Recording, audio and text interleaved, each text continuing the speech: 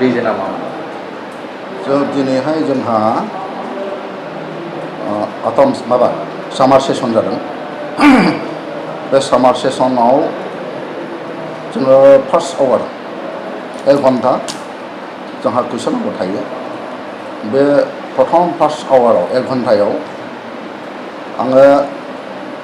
मोनसे कुइसन होदोंमोन बे कुइसना जाहैदों माने what is the present status of Udalguri parliamentary segment आं बेखौ होदोंमोन आरोखि किन्तु थांनानै नुहैबाय बे कुइसना ड्रप आउट जादों आरो बे कुइसननि एन्सारखौ होनाय जायाखै दा जोंनि बिटिसि आव अर्थात 6 शेड्यूल बिटिसि आव बे मोनसे रायजो राजाफोरनि लुबैनाय रायजो राजाफोरनि नङा गासैबो सुबुङानो दिनैहाय लुबैदों जे बिटिसि आव जे पार्लियामेंटारि सेगमेंट मोननै जानांगौ क'क्राझारा इतिमध्ये जाबाय मोनसे सेगमेंट आरो अदालगुरि हिसाबैबो जोंहा लुबैनाय दङ 2007 आव ड्राफ्टिं जे माने delimitation MP delimitation drafting committee एबा ड्राफ्टिं खालामनायाव जोङो मोननै जोङो नुदोंमोन आरो बे हिसाबैनो दा फैयै फैयै क'क्राझारनि बादै अदालगुरि जे पार्लियामेंटारि सेगमेंट जानांगौ बेथ' जायाखै मा खालामदों आनफर्चुनेटलि बेनिफ्राय 6था एमएलए सेगमेंटखौ लानानै बेखौ अदालगुरि पार्लियामेंटारि सेगमेंटआवसो सोनायनि एनाउन्सखौ होनाय जादों जोङो बेखौनो बुंदों बेनोमोन जोंना जों गुबै बेखौनो जोङो बुंदों जे बिटिसिआ जादों 6 शेड्यूल 6 शेड्यूलाव थानाय खुनु सेगमेंटखौ एमएलए सेगमेंटखौ माने दस्रा बिटिसिनि बाहेरायाव थानाय आसामनि सेगमेंटजों बेखौ खालायनाङा खालामनो मोना खालामनो हाया खिन्थु दिनैहाय इउपिपिएल सरकार थासान्दियावबो दिनैहाय बिसोर रायजो सालायनाय सत्तेयावबो गां दिनैहाय अदालगुरि बाक्सानिफ्राय 6था बिटिसि 6 शेड्यूलनिफ्राय एमएलए सेगमेंटखौ लांनानै अदालगुरि गायहोनाय जादों आरो बे प्रश्ननि एन्सारखौनो आं लुबैदोंमोन आनफर्चुनेटलि दिनैनि हाउसआव बिथांमोनहा बे प्रश्ननि एन्सारखौ होआखै बेखायनो जोङो दुखु मोननानै बुंदों जोङो खुद्रिनानै बुंदों एसेम्ब्लियाव दिनैनि दिनावहाय बिटिसिआव सावरायनांसिगौ एजेन्डा गोनांसिन एजेन्डा होनोब्ला बे जोंनि डिलिमिटेशननि खोथा स्टेट डिलिमिटेशन एसेम्ब्लि माबा सेगमेंट आरो पार्लियामेंटारि सेगमेंट बिनि सायावनो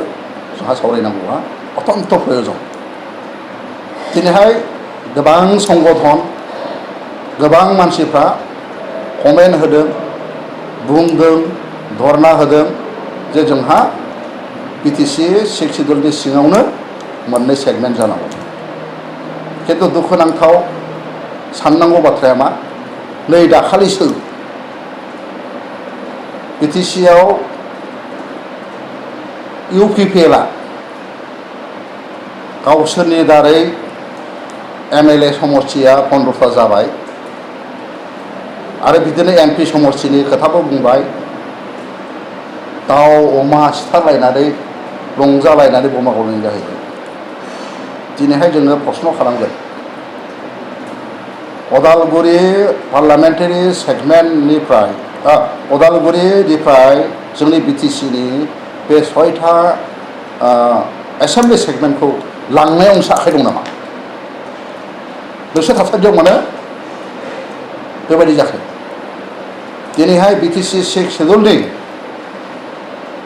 मोनफा मोनफा बे एमएलए सेगमेंटखौ जुदि नन बिटिसिआव थानाय पार्लियामेंटारि सेगमेंटआव जुदि हरनाय जायोब्ला बिटिसिनि एक्जिस्टेन्सआ बबाव थाबावनो BTCआ बोरै जोरबावनो BTCआ जाहैदों 2003 नाव बियो सक्ति जादों भारतनि जोंनि सांसद पार्लियामेन्टआव मोननैबो सदनाव बिल पास खालामनानै राष्ट्रपतिया सहि होदों एक जादों आयेन जादों भारत संविधाननि गेजेर संविधानाव सोसननानै संविधाननि धारानि 224 आरो 275 आर्टिकेलाव 6 शिड्युल हिसाबै BTCखौ गठन खालामनाय जादों स्पष्ट लिरनाय दङ बेवहाय जे BTC ओनसोलाव जे मोनसे जोंहा एरिया दं बे एरिया हिसाबैनो जोंहा थानांगौ MLA सेगमेन्ट हिसाबै MLA सेगमेन्ट हिसाबै थानांगौ आरो MP जुदि सेगमेन्ट मोननै जुदि जादोंब्ला बे मोननै जानांगौ आरो कुनु दिन जोंनि BTC 6 शिड्युलनि स्पिरिट बायदियै बे MLA सेगमेन्टखौ दस्रा पार्लियामेन्ट सेगमेन्टआव हरनायनि रावहाबो मोन्थाय गैया खौसेथिया जानांगौ खौसेथिखौ जोंबो लुबैयो खिन्थु खौसेथिनि नामाव राजनितिका जानो नाङा आं मानो बुंदों जों बयबो खौसेथि जादों जे BTCआव जोंहा मोननै पार्लियामेन्टारि सेगमेन्ट जानांगौ जों देहाय बुंदों क'क्राझार जाबाय उदालगुरियाबो जानांगोन बहाय राजनितिक खोथा गैया जों मोननै खोथा बुङा दा दिनैहाय नुदों जे उदालगुरिनिफ्राय जोंहा 6टा समष्टिखौ दरं माने पार्लियामेन्टारि सेगमेन्टआव होदों बे जानो नाङा जों बुंदों आरो बेखौ जाहोनो नाङा BTCनि शिड्युल हिसाबै बे जानो नाङा खिन्थु दिनैहाय खौसे जादों होननानै जानोसै मानोसै होननानै बेखौ जेबो बुङाबाथ' जेबो जानाय नङा दिनै जों एसेम्ब्लियाव जोङो बेखौनोथ' रिजलिउसन लाजानो लुबैदोंमोन जे जोंनि 46 जन 36 MCLAफ्रा दिनैहाय जुदि हाउसआव जुदि रिजलिउसन जुदि लायोमोनब्ला बे जाथारगौमोन जायाखिसै सानख'नो हायाखिसै बिसोरनि बुंनाया मा जे बे इलेक्शननि मेटार हट इलेक्शन मेटार जोंनि BTCनि थाखाय बे रायलायनांगौआ बेनो 1 नाम्बार एजेन्डा BTCनि जोंहा 6 शिड्युलनि एसेम्ब्लि सेगमेन्ट पार्लियामेन्टारि सेगमेन्टआनो जुदि उल्थां फाल्थां जुदि जाजोबनांगौब्ला BTCआव बबाव थाबावनांगौ जाखो होमबा बेखौ रायलायथारनांगोन ना होमबा बे प्रश्नखौ बे जेनाखि जोङो बिदों बेखौ दिनैहाय माने डिसरिगार्ड खालामनानै बेखौ नेग्लेक्ट खालामनानै मानो लाबोआखै जों बुंबावदों जेनेरेल डिसकासन लाबोनांगौ होनदोंमोन जोंनि BTCनि rule of procedure and conduct of business होननाय दङ बेवहाय जोंहा 50 दङ जे बेबायदि इम्पर्टेन्ट एजेन्डाखौ जोङो जेनेरेल डिसकासनाव लाबोनो हायो आरो बे हिसाबै बेखौबो जों होदोंमोन बेबो गैया